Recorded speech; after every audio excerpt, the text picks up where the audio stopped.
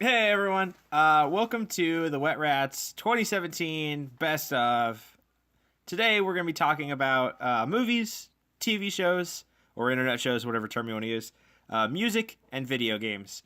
We do one of these every year. No one probably listens to them, but if you're interested in the last couple of years, check out 2016 and 15. Yeah, I don't think we did one for I 14. kind of like it. It's kind of like just a way for me to basically talk about what we talk about regardless. Yeah, I mean, I like end of the year stuff. I know some people like for some reason Me don't, too. but like I love top 10 lists and seeing like people talk about. To me, it's a good way of like reminiscing of what I liked over the last year by also bringing up some stuff I forgot to play. Yeah, which is kind of nice. definitely. But also, I think it's just a nice cap to a year because like so much happens in the year that you sometimes lose track of stuff. You forget like what happened, and then now when I look back on the year because we do these lists and other people do lists, it's nice to remember like, oh, that year was really great because it had X, Y, and Z, Right. rather than it all just kind of being in the mush. And for I think entertainment stuff, this was a fantastic year. Oh yeah. For most other stuff, it was bad. But at least for movies and games and stuff, it was pretty good. So we're going to focus on all that positive stuff and talk about our list. I should also say that this is more our personal favorites. We're not like critics. We're not like ranking the best of the best. That being said, if it's not on our list, it sucks. That's just a fact. Yeah, definitely. It definitely. It sucks, or we. Or what? It sucks, or we definitely just forgot about it. Oh yeah. Also, I should say, like, because again, we're not like we don't do this professionally, so there's definitely a lot of stuff this year that we just didn't get around to. So especially, I think movies more than anything, like that just kind of happens with movies for me personally. Like, It's I just ironic because there's I feel like this is the year I watched more movies than I normally do, but I feel like I still missed a lot. yeah, I mean the problem with movies too is like usually probably like 40% of the best movies come out like now. Like 40% of the movies for the whole year come out like the last month of the year, and a lot of times they come out in limited release, so it's a little bit shaky on when they even come out at all, because a lot of movies sometimes you can't even see them until the next year. They only Right. come out limited to be Oscar nominations. And so yeah, pretty much anything that's probably going to be nominated for Oscars, except for a couple examples, we probably haven't seen yet. Yep. Sure. Just because that's how movies work. So actually, let's just start with movies, get it out of the way. So I mean, I saw a decent amount of movies this year. There was a lot of stuff that I enjoyed a lot. There wasn't a lot of stuff that I thought was necessarily really great movies. So also, real quick, the way we do this list is basically we're each going to throw out a couple honorable mentions, and then we'll say like what our personal favorite was.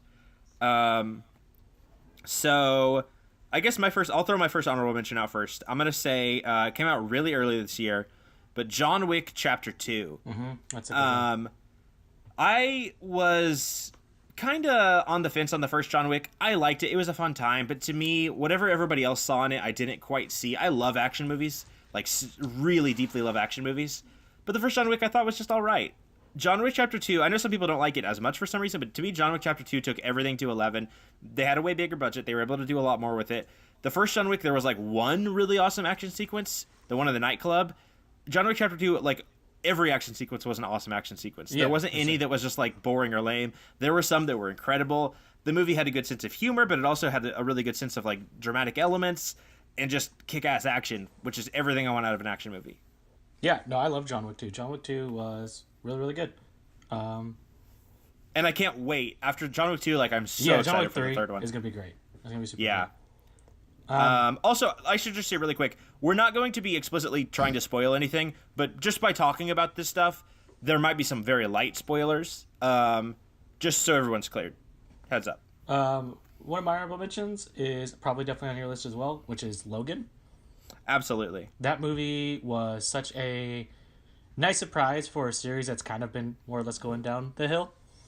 And such a really good yeah. end cap to a really good character. Like, I mean, say what you will about the franchise, but Hugh Jackman's been a great Wolverine, so it was really nice send off for that character in general. Yeah, absolutely. Everything about Logan, I really loved. Yeah, it was fantastic. Its setting was great. Its story was great.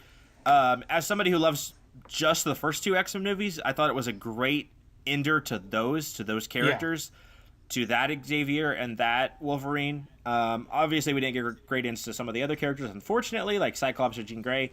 But, you know, we can't do everything in Logan. But yeah, it was so cool. I think I'm somebody that doesn't want to see every movie turned into like a super dark, gritty thing. That for a lot of movies that sounds bad, but for Logan it fits so well because that character is supposed to be that. Yeah, exactly. I don't want because I know after Logan and Deadpool did really well, they were like, we should do this with every superhero movie. I don't agree with that at all. I think most superhero movies should be family friendly, actually. But when you get a character like Logan, seeing him in an R-rated movie like this is perfect. It's exactly how he should be. And it was so good seeing that character done to justice so well.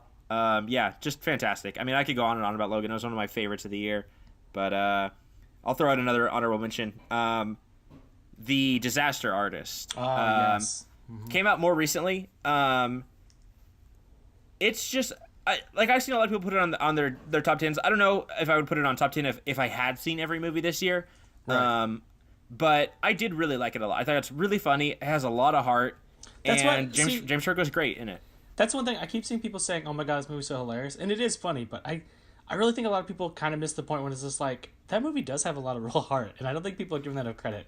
And like it does. How kind of like heartwarming and just feel good that movie kind of is. Yeah, I mean that's why I really like it so much because I think it would have been way easier. Because again, I like James Franco and I like Seth Rogen, I like those guys, but sometimes I think they take ideas and don't do enough with them. Yeah. They just do the easy jokes. They could have easily done a Disaster Artist. It was basically just a parody of The Room. And I'm so glad that they didn't do that. They took it so seriously. They still made a really funny, entertaining movie, but all the humor worked with the characters. It wasn't like they just threw in random jokes for the sake of random jokes. Exactly. It like took the main point of Disaster Artist, which is not The Room per se, but Tommy Wiseau himself, and then they made the movie about Tommy, which is the right approach for that for sure. Yeah, and I mean, James Franco, I got to give props to especially because it would have been so easy to take that character of Tommy Wiseau and just make a parody. Just do him so silly and over the top. But he did it, he did him silly and over the top because that's Tommy Wiseau, but he did it in a way that was grounded in whatever kind of reality Tommy Wiseau's grounded in. Exactly. He was believable enough. It would have been so easy to do like an SNL character, but he didn't go that far with it. Like he made him a real person. Exactly. And that's not an easy thing to do with Tommy Wiseau. No, because you can tell he wanted to honor Tommy, not insult Tommy. Yeah, absolutely. All right, what else you got? I might combine two together just for sake of time. Okay. But I have Wonder Woman and Thor. This was a weird year for me because I actually don't usually watch superhero movies, especially in theater. But this year is kind of surprisingly good for superhero movies. Wonder Woman was just a fresh, breath of fresh air, more or less, because I feel like we definitely haven't had a female character as a lead in a superhero movie yet. Yeah. And as far as DC goes, this movie is definitely by far and away stands out from the rest of them. It's just so well directed, and Gal Gadot is just like incredible. And then Thor, kind of in the same thing, was like I felt like we haven't had. I mean, Marvel's definitely been kind of on top of their game the past couple times, but the other Thor movies are like they're okay, but they're definitely like an acquired taste. This new Thor movie was like so fun. Like I saw the previews and was like, God, this looks really good. I hope it's just not like highlights of the movie and the rest of the movie kind of sucks. And it's definitely not. Like this movie has great action while also being surprisingly funny. And I really, really enjoyed that. I would definitely like to watch that again, over and over again. Yeah, I mean, both those movies are definitely movies I'm going to watch out. And like you said, even more so for me, I don't watch superhero movies in the year. Yeah. Like I don't. I kind of ignore them. And this year, like I got into them after years of being out. And I own Wonder Woman, just haven't watched it yet. Well, for both examples too, it's like they went out of their way to like pick different directors you wouldn't normally pick.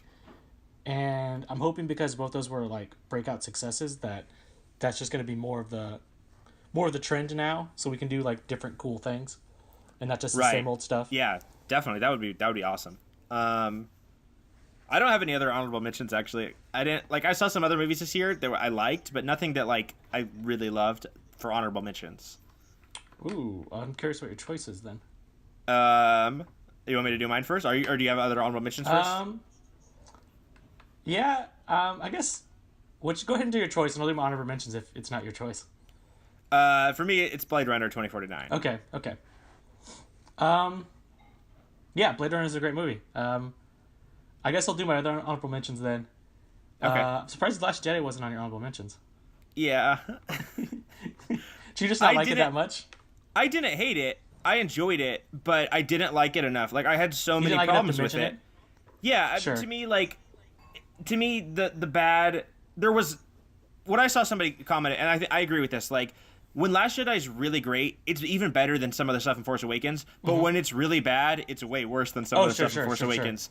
I kind of just mentioned it because it's the Star Wars, so I kind of just put it on my list because it's. Oh yeah, definitely. Yeah, I mean, to me, like parts of it work so well, but the other parts that are so bad, like counteract it to where it just averages to being like, I thought it was okay. Right. Well, then I'm gonna get to my pick, and then we'll talk about your pick, and we'll talk about my pick. Sound good? Okay. Cool. Yeah. My pick was Baby Driver, actually. Oh yeah, I haven't seen that yet. Oh, I didn't know you haven't seen Baby Driver.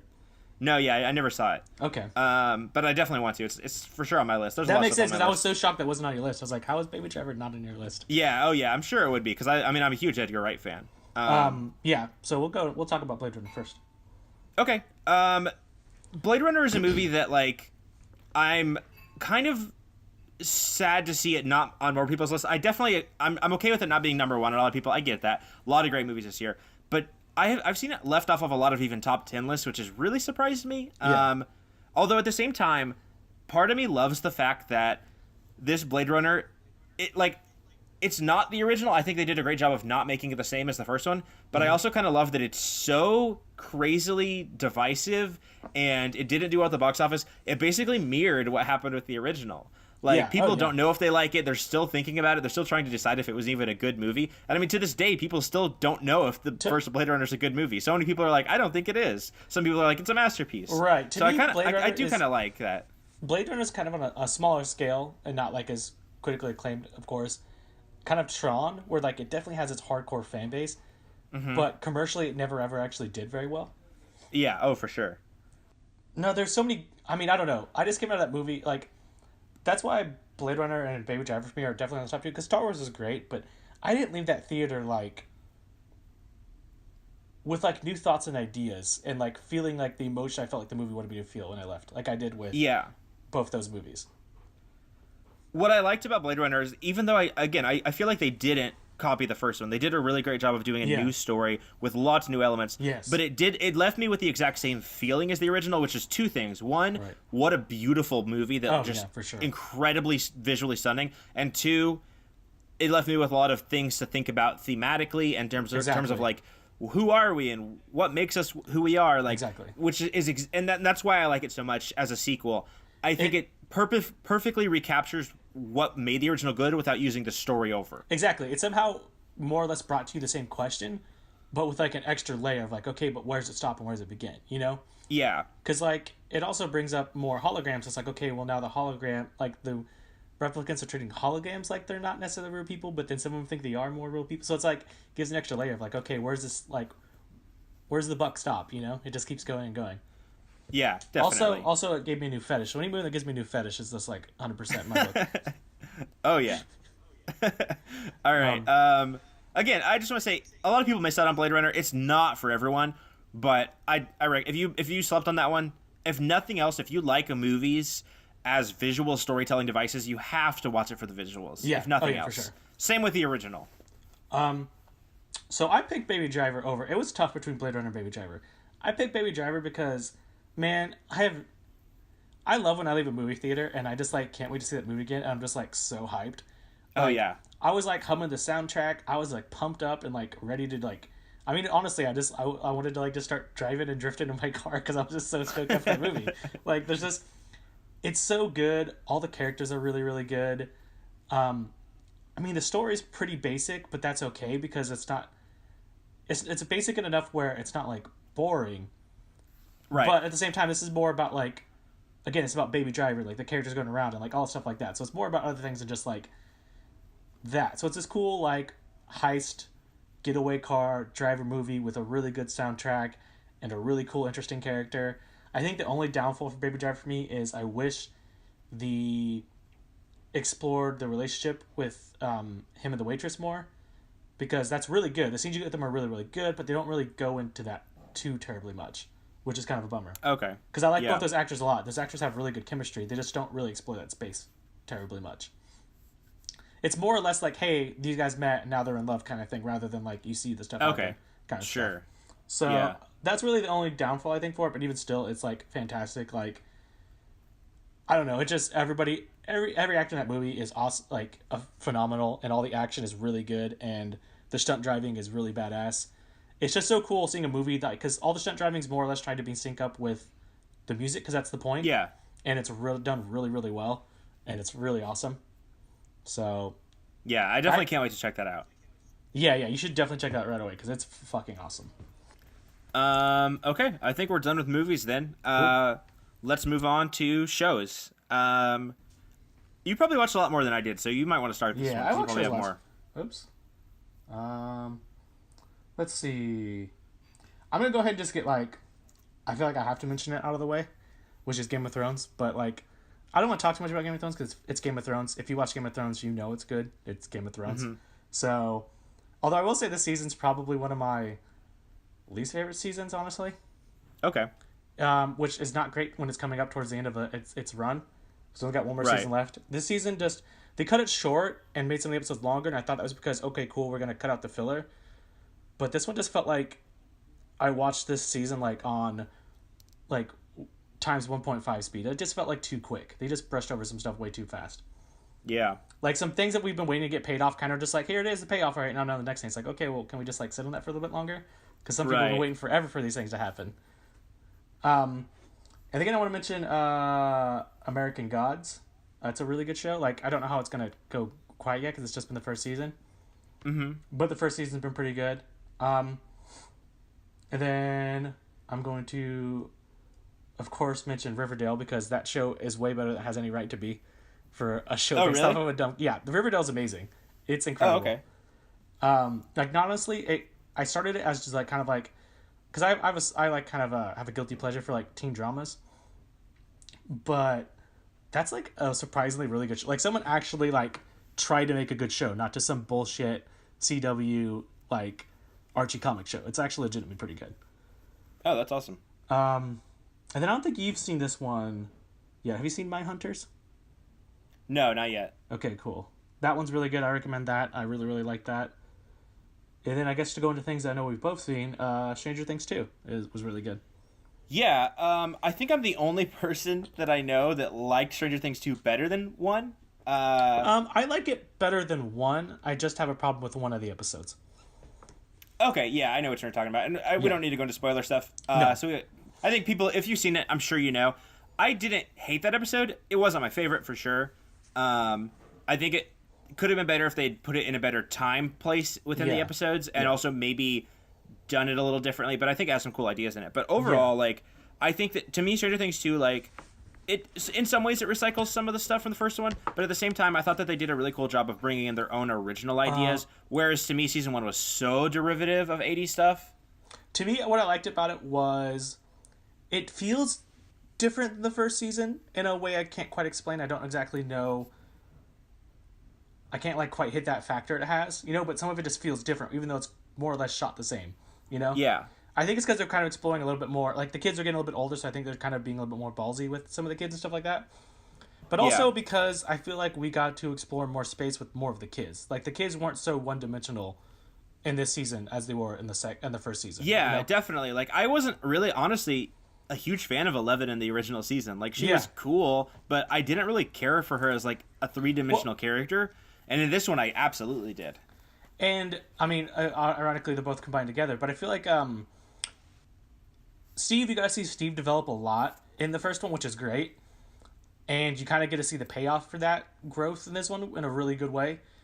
And also, like, Dusty is now more of a character. Like, you had Dusty before, and everybody loves Dusty, but, like, Dusty's, like, even better this. Like, Dusty's, like, a legit good character now. I really like Dusty a lot.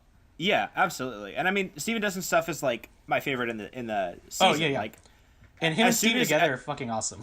as soon as he's, like, as soon as they team up to, like, go look through the woods and they're walking on the train tracks, I was like, this is everything I want out of this series. Yeah. This rules. It's so good.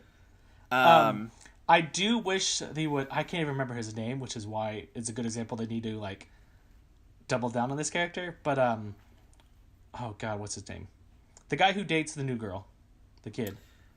I can remember all of their other names. Exactly. Mike, Will, and Dustin. That kid's name... I don't know. Like, you have a thing where you're trying to develop a relationship with them, and He's still not really at the forefront of the series. So hopefully by season 3... I even know the girl he dates is named Max, but exactly. Who is he? We need to get more of that character, because I think he's a good character, and the actor is great. Yeah. But I don't really know much about him. Like, we just now barely saw some of his, like, family. Yeah. Which is great, because we got to see Dustin, because Dustin's and his family are the ones we didn't really see in the first season. Yeah. And Dustin's mom's great. I love Dustin's mom. Oh, yeah. Absolutely. But still, like, we don't get much from that guy this season again. So... Because I feel like the whole point of him and Dustin having a love triangle was, like, to develop those two characters. But then they kind of just develop Max and Dustin and kind of forget about him. Yeah, I don't know. Sure. I don't know if that was intentional or that was just purely accidental. But I was like, okay, cool. What are we doing with this kid? Like, right now, I don't know if I feel any stakes towards this kid at all. Right. The only other thing I would say maybe against Stranger Things 2, and to be fair, I had this exact same complaint after the first season, and they pulled off season 2, which I liked even more. But the only other thing I might say is, like, I don't know where to go from here. Yes. I think season 2 wraps everything up so well. But I'll trust them, because I doubted them the first time, and they did season 2, which ruled. So Yep. I will absolutely trust them. Yep. Although I'm a little bummed, because I thought I'd heard that season 3 was going to be like the trilogy ender, but now they're talking about seasons 4 and 5, and I'm just like, I don't know. Well, did you watch the Stranger Things Beyond? I never finished it. I watched a couple. So apparently they were already writing Stranger Things 2 without even know it was going to get greenlit yet before the other stuff aired. Oh, okay. So I think that probably was the original plan, was to do a trilogy, but then it broke out even more. So now they're probably like, okay, I guess we're doing more. Sure. So yeah, I mean it's like the Netflix show. Yeah, it is the Netflix show for sure. Also that kid's name's Lucas. Lucas, right? Okay. Speaking of Netflix shows, another one of my honorable mentions is Punisher. Did you finish that? I have not finished that. That's why I didn't write it down. Okay. I really loved it. I wasn't sure how I'd feel about it because I felt like they've kind of started to lose the plot on the Netflix shows a little bit in the last year or so. Oh, I didn't check Defenders at all. I totally skipped Defenders. I kind of forgot about it, but Punisher, like I was like, well, that's its own standalone thing. Like I'll check that out, and I thought it ruled. I thought it was like so tightly told, and just I mean, I don't read the comics, and I've never seen any of the other Punisher movies that apparently suck. Like I don't really know anything about Punisher other than Daredevil season 2, but it's so good. Was Iron Fist this year? Yes. Iron Fist sucks. Like, fuck that show. Yeah, that's why I kind of got into it. Because, like, Daredevil Season 2, like, I didn't really like where they went. I liked the Punisher stuff, and then everything else in that season I hated. And then when Iron Fist, when I heard that sucked, then when it went into the Defenders, and it was like, it's the ninja stuff from Daredevil Season 2, I was like, I couldn't really care less. Care. Like, really, Iron Fist ruined it for me so bad. I was like, this is so terrible. I don't care about where this goes now. Yeah, but... I knew Punisher would be its own thing, so I have not seen the last episode of Iron Fist because I watched the second to last episode. It's like, how is this not the season finale? I don't care what happens next because it's going to be stupid. Right. So I was like, I'm good where I ended. I'm not going to go continue. I only have one other honorable mention. Do you have any others? No, I already have my pick. Okay. My last honorable mention is Nathan For You. Oh, fudge. I totally forgot about that. Yeah. So I don't know if it's the best season they've ever done, but it's up there. Like, it's really good. I really enjoyed this season. The season finale, maybe the whole season, even though this whole season's really good, I don't know if the overall season's great, but the season finale is maybe the best thing they've ever done on the entire show. Oh, it's fucking bonkers. It's it's just so incredible. And like for that show to pull that off, because not only is it really funny, but it ends up being so interesting and thoughtful at the end. In a way you don't expect from that show. Like, you get... there's few episodes and few moments... I mean, few episodes... maybe no episodes, but definitely few moments where you feel like you really get to see the real Nathan. Yeah. And this one's just chocked full of them. Like, I feel like this is such an honest episode for who Nathan is as a person. Yeah, absolutely. And it's really good to get to see that. It's another thing with, like, Stranger Things where it's just like, I don't even know where to go from here. Like, exactly. Where do we go? And I think Nathan knows that, which is why I think he's doing some of the things he's doing. Yeah, I think so too. But which yeah, I mean, I think is great because I mean, honestly, that's season 4, right? We just got done with. Yes. If he gets 5 good seasons of Nathan For You, that's a pretty good achievement. Like, I'm sure that's more than he ever expected. Absolutely, yeah. Because his bit can only go on for so long. I mean, so far has not made it tiring yet. Yeah, not at all. Yeah, I mean, I think the finale is the easy takeaway, like maybe the best episode ever. Sure. I also would love to give shout-outs to the talk show episode. I thought that was so great because that fooled me. Like I've told people about that interview, and then I saw that and I was like, what the fuck? I can't believe it. It was so good. There's some good shout out to a couple good segments. The guy with herpes segment, or not herpes, is it? What is it? Oh, genital warts. Yeah. The warts guy was great. That Nathan's reaction to some of his things were just amazing. And the guy who let him handcuffed himself to him was pretty good. Oh yeah, I forgot about that. That's pretty good. So I will never not quote the anytime I have to try and negotiate with somebody, I will never not quote that scene. Yeah, I mean, if anyone out there hasn't checked out Nathan For You, you really have to. Like, you owe it to yourself. It's such a weird, hilarious show. That's good. All right, well, that's it. I think it sounds like we're probably going to have the same pick for I think so. Favorite show. To me, there was, even though there's some other stuff I really liked this year, it was no contest Supergirl. for me. Yep, Supergirl. I don't know if y'all been watching this. It's great. It's super good. It's super good. No, but Twin Peaks: The Return. Yeah, for sure. I mean, I watched Twin Peaks, I think 2012 was when I first watched it. Mm-hmm. And I've just fell in love with that show ever since. And this season was everything I was hoping this season could possibly. I know there's been rumors about Twin Peaks coming back for so long, I thought it was never going to happen. And when it finally did, oh my god, it was so good. Yeah, I only watched the original series this year, and I do wish I'd watched it before, because I think maybe having a little bit more time would have been cool to reflect on it and stuff. Sure. But at the same time, I loved the original run and the movie. Yeah. This season, it floored me, and I on a almost daily, definitely several times a week, I will still think of a scene or a moment from The Return and go wow, I can't believe we saw that. Yeah. Yeah. There's stuff that I mean, the original's incredible, but there is stuff from the new one that will stick with me forever. Visuals, interesting ideas, just little moments. There's stuff that just from an artistic perspective is so incredible and rewarding for people that have watched that show.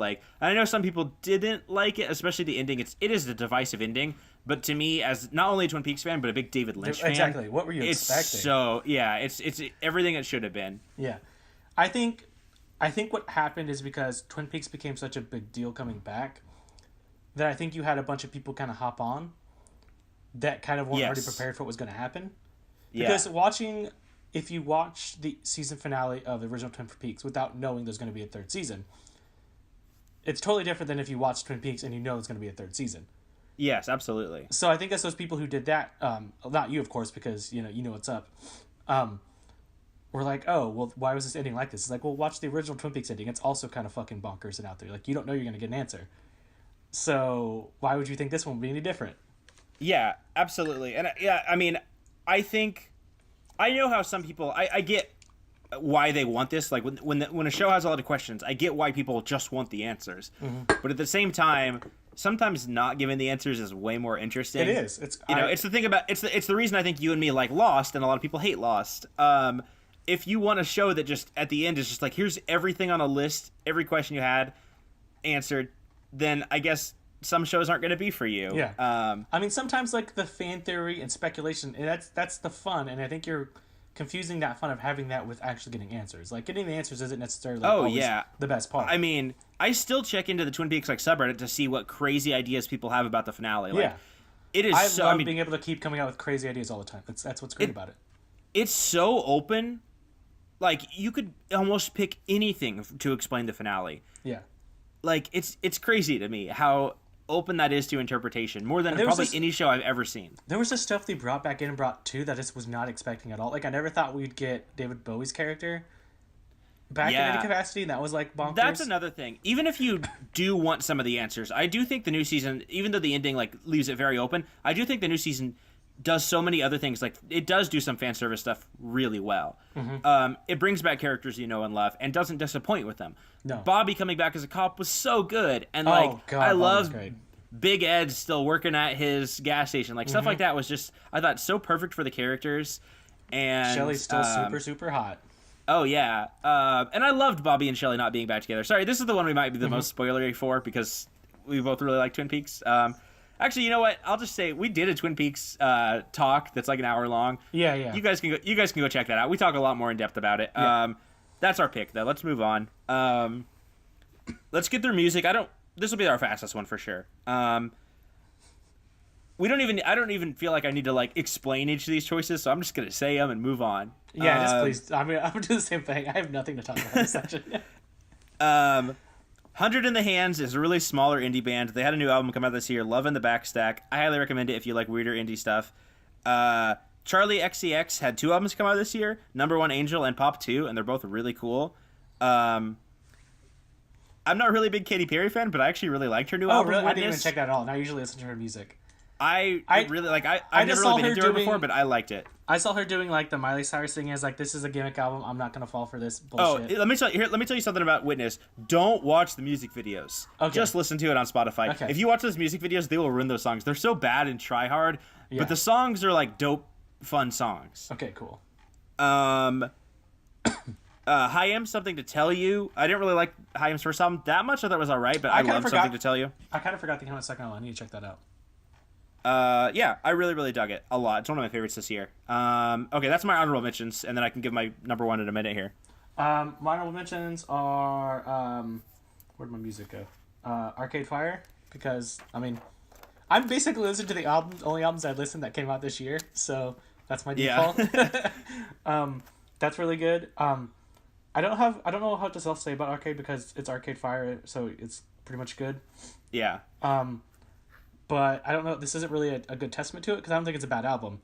But apparently, me and Luke listened to that whole entire album on the way when I was moving back from Texas, and I don't remember it. So, but I do love the singles on that album a lot. Like I listen to those all the time. Another one, which I don't know if you've heard of this person, but I definitely recommend checking her out. Poppy's Poppy.computer. That album is like super fucking good. It's like okay. I don't know how else to describe her other than it's like super pop, but like self-aware pop. You know what I'm saying? Like someone who's intentionally trying to make pop music. So it's kind of like indie pop, I guess, is the best way to describe it. Okay. But it's super electronic and really, really good. So I definitely recommend that. It's a fucking great album. A lot of really good, like, over-the-top electronic pop shit. It's good. Okay. So I guess I'll go ahead and get my pick, because that's really all I have for mentions. Okay. Gorillaz. Humans. Oh, yeah, I didn't listen to that. I haven't really listened to I love the Gorillaz stuff, to be honest. Yeah, I love the Gorillaz, and that's probably the album I listened to the most this year, so that is my pick. I'm not even going to try and say it's the best Gorillaz album ever. It's just literally the only album I listened to a bunch this year. Right. This is not a good music year for me at all.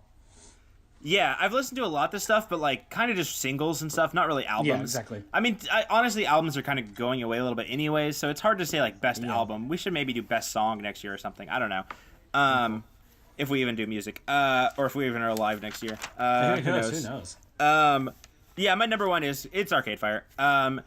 I agree. Maybe not the most interesting album of the year, but Arcade Fire is like maybe my favorite band if I have to pick one. I almost want to pick them just for the sole fact that I went to that concert and that concert fucking. Yeah, ruled. I think that kind of boosted it a little bit for me, which is maybe a bit of a cheat, but like, yeah, the concert we went to is like maybe not my personal favorite, but like definitely the most incredible technical concert I've ever been to. I'm really bummed because when we moved back, Gorillaz played in Kansas City. I just barely missed it, and I really wish I could have. Oh yeah, that sucks. But yeah, let's get into games because games is the one, and we're running a little long, so I'm going to try to blast through some of the ones that I don't have as much to say about, so that we can get to the ones that maybe we'll talk a little bit more about. Go for it. I haven't beat this yet. I just started it, but I just started playing Everybody's Golf, and that's a really cool game. If you like golf games at all, even if you don't really, it's super arcadey. It's not like, a simulator game, so it's just fun. You're always unlocking stuff. You can do crazy character creator stuff. It's just a super blast of a game. I'm really loving it, and also relaxing. Like it's just a nice game to like just turn on and like I really want to pick hit a few balls. What else do I want to Splatoon 2 was cool. Mm-hmm.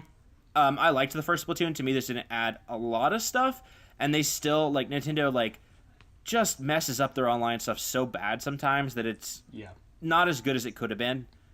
Mario and Rabbids I played for Switch as well, which I really liked. That. Yeah, it's really fun game. In my opinion, like I thought it's because I love strategy games, but sometimes they're a little too much for me. Like I love XCOM, but like it gets to the point where it's like, okay, there's too many systems going on. I kind of just want to like play and, a strategy game you want to have to think about it, but you don't want to have to. Sometimes a game can overcomplicate itself out of being fun. Yeah, so I think for some people, Mario and Rabbids doesn't give as deep of an experience as they might want, but for me, as a more casual strategy gamist, like it was perfect, and just so charming. Those are probably the ones I can blast through the fastest. Okay. You got any that you want to knock out real quick before we get to like the more in-depth ones? Yeah, super fast. I wanted to mention Fortnite just because we've been playing that. Oh yeah, I guess we don't need to say that much about Fortnite. That's a blast. Like, there's not much to say other than that. That's just like a fun free game. Although we should specify Fortnite Battle Royale. Battle Royale, yeah, not the other. There's Fortnite. like a whole other game to Fortnite that like came out first that nobody's played. Battle Royale, I mean, it's definitely ripping on PUBG, but at the same time, PUBG also is not the first Battle Royale type game. They've been around for a few years now. So when people say it's a ripoff, that's not entirely fair. It's somewhat true, but not entirely fair. Yeah. But yeah, Battle Royale, because we play mostly PS4 for the most part, and I know you have Xbox, but PUBG only just came out for that. Yeah. So we haven't really been able to play PUBG. I'd still like to, but Fortnite's really fun. Destiny 2 was just, it was such a, I mean, I know people complaining about it, and I'm not really sure what the complaining is, I guess, because I'm more, I feel like we kind of just pick it up and play it. I don't think we get like hardcore into it that much. Yeah. But like the casual new story stuff they added was really, really great. I will have to agree with everybody though that I felt like the new expansion was a really big letdown, especially because I feel like Destiny's always been a company that's making forward progress, and this feels like even a step back, even in like Destiny 1 standards. That DLC is such a step backwards. I don't understand it. Yeah, I still haven't played the DLC. There's just like nothing. Like after I beat the story campaign, there was just like nothing there. And it's like, this just feels weird because it just feels so un-Destiny. But whatever. Yeah, that's going to be worse for me because I loved Destiny 2. I didn't play the first one, but I loved Destiny 2. But I'm somebody that I don't care about the story at all. I skipped most of the cutscenes, and I hate, like, normally I would never do that in a video game. I don't know. Just don't care in Destiny 2. I think the cutscenes they do are really well done, well rendered, and great. I just wish they'd make your character more of a character, and then I would give more shit about the story. But they don't, so... Yeah. Which is a weird choice, but whatever. Gameplay, incredible. Oh, gameplay's super fun. I still want to do the raid. Haven't even tried it yet, but yeah. I've just been... I did kind of fall off with Destiny, but maybe when the next good DLC comes out, I'll jump back in. And my brother just picked it up, so now I actually have a little bit of a squad size, so... Okay, awesome. I want to mention ARMS just super quickly, just because... Oh, okay. That was a really... I enjoy that game. They are surprisingly updating that content all the time out of nowhere. Like, they've added, like, so many characters since launch. I was not expecting that. Yeah. Like, their additional stuff is, like, fucking bonkers, and I wish more people check that out. But at the same time, I understand, because unlike Splatoon and stuff like that, there's not really anything else to do besides just the matches. Yeah. So I wish they'd kind of add something else to do, because there is sometimes, like, cool, I want to play a couple rounds. It's like, okay, well... that's it, you know. But as far as like style and everything goes for that game, it's really, really good. I think it fits right in with the new lineup for Nintendo. So yeah, I just wish that like Nintendo was comfortable putting it at like $30. Yes, I do too, because it's a big ask for a new thing, and there's not a whole lot to it quite yet. I'm excited for ARMS 2 to see what they do with it. Yeah, I'm sure that'll be the one to play. So. I have a couple more games, but I kind of want to talk a little... I guess I'll mention Pyre super fast because I haven't played much of it yet, so I can't talk too much in depth to it as much as I want to. But I got that yesterday. I've been playing probably like 3 or 4 hours into it already, and that game is fucking incredible. That is such a good game. I felt like I didn't really hear about it until recently. This is what I think is crazy, is I was looking up stuff. It got like almost a near perfect score on almost everybody's review system, but that game was not on anybody's like Game of the Year list or talked about at all, and I don't know why. Because everybody apparently loved it because they rated it so well, but I think people kind of just oddly forgot about it. Yeah. But that game's fun. Like, I can't remember what article site said this, but they basically said it's fantasy NBA Jam, and that's a pretty dead-on accurate description of that. Okay. And it's really fucking great. The characters are great. The writing's great. The art style is fantastic. The gameplay is like... The game mechanic can basically be as simple or as complex as you want it to be, and I kind of appreciate that. Okay. Like, you could just run the ball in and score if you want to, or you can just set up these, like, complex, like, passing and strategies and stuff like that if you want to. So I really appreciate that. Like, it's awesome. It's really, really fun. Yeah, I definitely want to check that out. Okay, so I've got 3 that I'm going to talk a little bit about. Mm-hmm. Let me start with the one that I know you haven't played at all. Yes. What Remains of Edith Finch. It's a smaller game. You can beat it in a couple hours, but I recommend this game so much. It is such a good... I mean, it's not for everybody, but if you're somebody who can kind of get into the quote-unquote walking simulator games that they have, like, which I know that makes them sound boring, but, like, Explore a House is basically the game. But I think this one mixes up the formula. It doesn't just do that. It has some really interesting surprises and twists along the way to where you think it's going to be a little bit of an ordinary one, but there's some crazy stuff that happens. The absolutely, without a doubt, the most emotional video game experience I've ever had. Like, I'm not somebody who's, like, immune to, like, tearing up during stuff, but I don't think I do it a ton. This game, like, I broke down during this game. Like, it's maybe not going to have as much of an emotional impact on other people, but, like, I had to, like, pause the game for a few minutes and, like, calm myself down because I was, like, so moved by something that happened in it. And I can't say that about very many video games. I have that downloaded. I bought it when it was on sale this month. I have not played it yet, but I'm really looking forward to it because I've been looking forward to that game for a while. So yeah, I'm really it's great. I love those style of games so much. They're just kind of like they're the kind of games I love, like real in-depth narrative storytelling where it's like I don't have to worry about complex mechanics and I kind of just sit and enjoy a nice narrative. Yeah, and also I just feel like they do interesting things with video games that bigger studios just can't get away with doing. Yeah, for sure. So yeah, that was a really big one for me. That's absolutely my favorite indie game of the year, without a doubt. Another one that I think is really high on our list, but isn't. I assume we still have the same game of the year. Probably. I'm pretty sure we probably do. Okay, so let's just get through another one that was both really big for us. Mario Odyssey. Yeah, Mario Odyssey is great. Really, really good. One of the better Mario games, but not. I don't think the best personally. Sure. But yeah, such a fun time. I will say it's the funnest so time perfect I've had for portable. playing. So I didn't really get in the Galaxy era. So for me especially, this is the most fun I've had playing a Mario game in a long ass fucking time. Yeah. I mean, to me, it's definitely the most fun since Galaxy. Yeah, it's so like quick and fun, perfect for portable. It's gorgeous looking. Yeah. I don't know. We could probably say a lot more about Odyssey, but I think it is also a Mario game. Like, it has some points I'll probably bring up when we talk about our game of the pick. I'll probably tie the things in together, so I'll just wait. And yeah, talk about sure. One other that you didn't play yet, except for maybe the demo. This actually, if it wasn't for another one, this would be my game of the year, I think. Resident Evil 7. I loved it the first time I played it, but recently in the last couple weeks I picked up the gold edition, so I've been playing it again and again because I'm going to get the platinum. So I've beat the game probably 4 times now, and I'm on my 5th playthrough now. I've also played a bunch of the DLC, which the DLC is incredible for that game. Really fun, but just the game itself is like so perfect. As a Resident Evil fan, it's everything I ever want out of those games, but done so fresh and so new. In a lot of ways, it is very similar to the original Resident Evil game, but in such a new, interesting perspective and style. I love, because I think there was a lot of worry with this game, because Resident Evil's been bad for a while, but also, like, putting it in first person, A, it seemed like a big PT Silent Hills ripoff, but B, it was also like, man, it seems like Resident Evil is, like, not even the same franchise anymore. So I was really happy once the game actually settled and became so much stylistically of the original, despite being a new angle, because it's such a good take on all the new stuff that they've learned from technology and newer games, but also all of the original stuff that's always been important to the franchise. Also, it's just so scary, which is just great. I wish I could play it in VR. I haven't played it in that. I think if I played it in VR, it would be even higher for me. I mean, PT is one of my favorite games of all time, so I've really been wanting to try and get a game that like fills that void in a more satisfactory way at a larger scale. So I do want to play this game eventually. I just have not got to it. Has it gone on sale recently yet? Yeah. I mean, there was a sale on Amazon. I don't know if it's still active. I don't think it is. I think it was very limited, but I got the gold edition for $20, and that comes with all the DLC. So yeah, I'll definitely get it eventually for sure. Yeah. Because again, the DLC, like some of the DLC just came out. There's one of them I haven't played yet because 2 just came out, 2 DLC packs. Mm-hmm. I played one of them that was really good.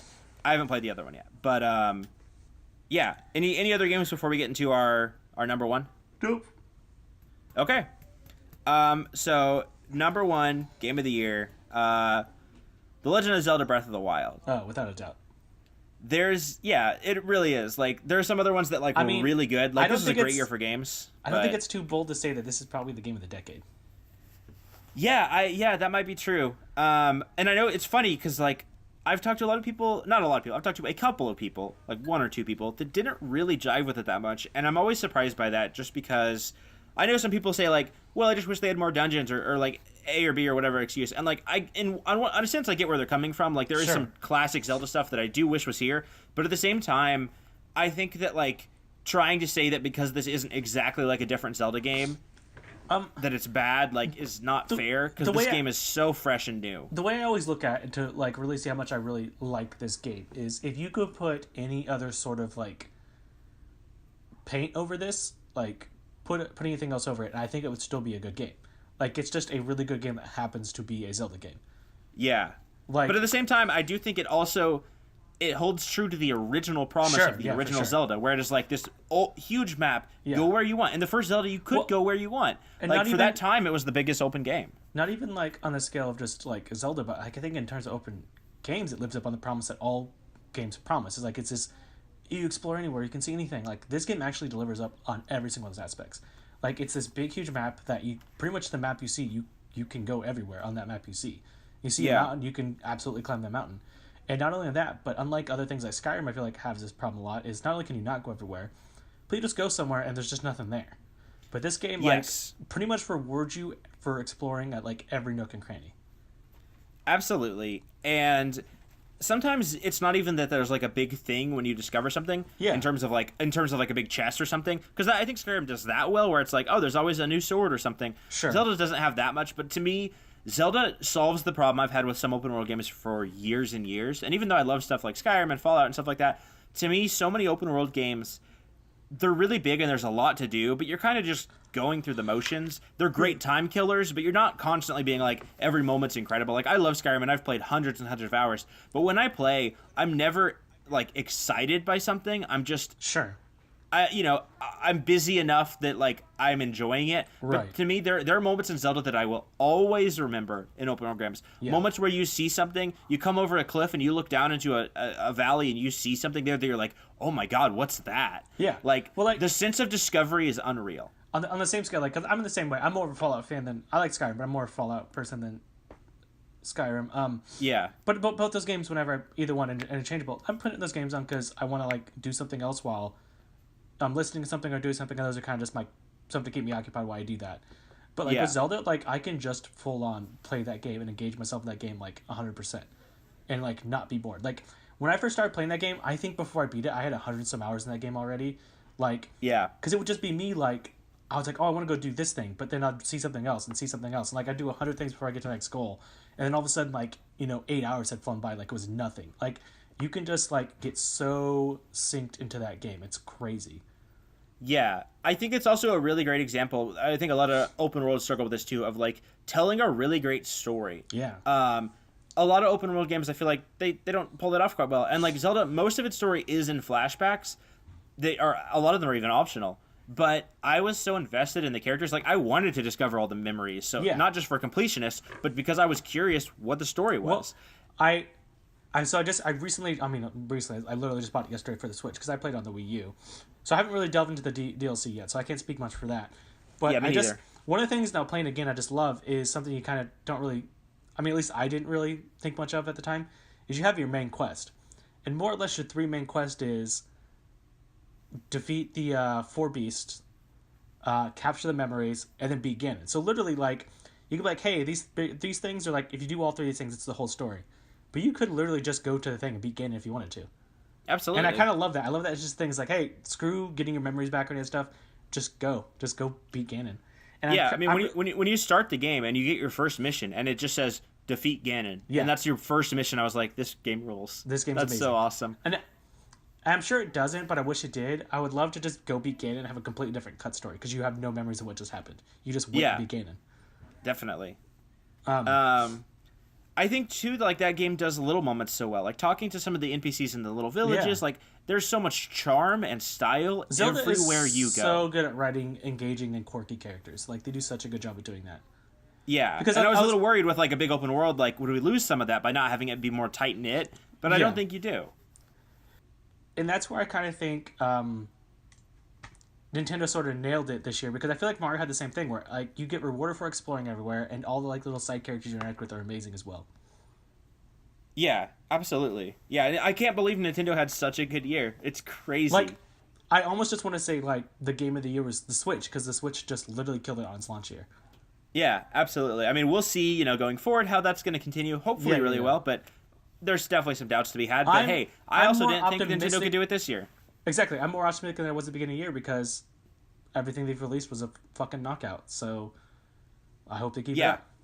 This is the most I've been happy with Nintendo since like I was a kid, probably. Yeah, no joke. It really is. Like, I mean, I liked some stuff on the Wii, but it was so spaced out. I didn't even play the Wii U, and there was some great stuff on the Wii U that I did play. Like, there was, but it was all spread out though. Like, even the 3DS, which eventually had really great games, again, so spread out, and there was a long period of time where the 3DS sucked when it first launched. Like, Nintendo just killed it right out of the gate, which they haven't done since like. I mean, they didn't. In 64, maybe? I don't know. They didn't release a bad main title game this entire year. No, yeah. Everything was... I mean, not everything was as incredible as Breath of the Wild, but, like, everything was really good. Yeah, and really solid. Awesome. Yeah. Yeah, so, I mean, if we had to pick, like, just overall winner of the year, it's definitely Nintendo. Definitely, yeah, which is a big surprise. Huge surprise, yeah. I mean, I guess I'll take that back. 1, 2, 3 Switch kind of sucks, so... But we'll forget that existed. That's true. that was actually a really big misfire. That was a huge misfire. I mean, we're not saying Nintendo had a perfect year. There's a lot of complaints I have with the Switch, actually. Oh, yeah. But for its basic feature of, like, pick it up, take it anywhere, and it just plays... For a console that feels like it still kind of felt rushed, I feel like the games that came out with it make up for the fact that some of the, like, actual console stuff seems to be a little bit bare and missing. Which I'm okay with, because first and foremost, it's a game-playing system. So if I can play good games on it, I'll forgive all the other stuff that's sort of missing. Yeah. Also, we didn't even mention Mario Kart 8. To me, that's kind of just a remix version of the other one, so I don't know if it quite counted, but that was really good, too. That was good, too, yeah. But yeah, I don't really have anything else to say. I mean, we could talk about Breath of the Wild for, like, hours. We have this year. When that game came out, I had no doubt that was going to be a game of the year. I couldn't think of anything else that would possibly. If any game topped that, I don't think I could handle it. Yeah, absolutely. Yeah, I mean, that's why I'm always surprised. Like, I get maybe if it wasn't everybody's number one game of the year, but when people don't even have it on their top 10 list, I'm just like, did you play it? Well, like, see, that's my thing is, I think this year alone makes sense if someone's like, this isn't my number one game, because this year had so many good games this year. Absolutely. So I can believe that. But yeah, like you said, top 10, like, what are you doing? Yeah. Oh, I forgot one I don't think I haven't mentioned. I don't think I mentioned Persona 5, did I? Oh, no. Yeah, I forgot. That game's amazing. That honestly, I thought that was going to be my game of the year till I played Breath of the Wild. That game is, like, so fucking good. I love that game. Yeah. But I won't go into that because we kind of already wrapped up our ones. But other than that, play that game if you haven't played it. It's great. Right. Yeah. All right. What was the best fast food item this year? Best fast food item. I feel like I had something that was fucking awesome. I don't know. What's yours? I don't know. The GBC, whatever. I like that a lot. What was it? It's basically Junior Bacon Cheeseburger, but they threw an extra patty on it. Oh, okay, nice. That's my go-to Wendy's item. When they did that, I was like, all right, cool. I feel like there wasn't a lot of good gimmick food this year. Not a lot of good gimmick food. Taco Bell just came out with a new, like, dollar, I don't even remember what it's called, triple stacker or something like that. I don't know. Really? It's only a dollar. Did they just come out with the crispy chicken burritos? Yeah, that wasn't too long ago. Were they making chicken chips this year, or was that? That's what I was going to ask you. I can't remember what year those. Those are awesome. Those were dope. Those were really good. Well, we talked more about that than I was expecting. All right, thanks for listening, everybody. Let us know whatever we left off our list. It's probably something we didn't play or watch or whatever, because there was a lot. I mean, it's crazy to me. Video games, like, my list is so long, and there's so many other games that I didn't even get to. Yeah, the games for me especially was like a list of, like, I wasn't trying to think of things to fill a list. I just had to stop because I was writing down so many things. Yeah, definitely. But yeah, I guess we will see you all again next year. I mean, we're going to be doing other videos between now and then. But for our wrap-up, we'll see you again next year. Let us know what your favorite stuff was and tell us why we were wrong. That's all. Bye. Happy New Year, everybody. Merry Christmas. From the Rat Boys. Christmas is already over. Oh, yeah. Actually, by the time this is out, New Year's will be over, too. Because I'm probably going to take a little bit of time to edit it, so... Hey, guys, I can't wait for 2018 because 2017 sucked, and 2018 is definitely going to be better. Oh, yeah, absolutely. The internet's going to die, and so is the country. Like, I can't wait. Hey, guys, can we not say it this year? Because we say that every year, and we always jinx it. So let's just not look forward to 2018. Yeah, it's funny it's so funny that they jinxed it last year, because one of the big things last year was like, oh, too many celebrities died this year, and now it's just like, man, I wish more celebrities had died this year. Yeah. The new celebrity trend's not my favorite one. Yeah, hopefully there's a better one next year where it's like you found out how people like save puppies. Like, oh, you know, that's what I was gonna say. You'll never believe Jim Carrey saved 20 puppies. But that just sounds like a clickhole article. Yeah, it's true. All right, bye everybody. Bye.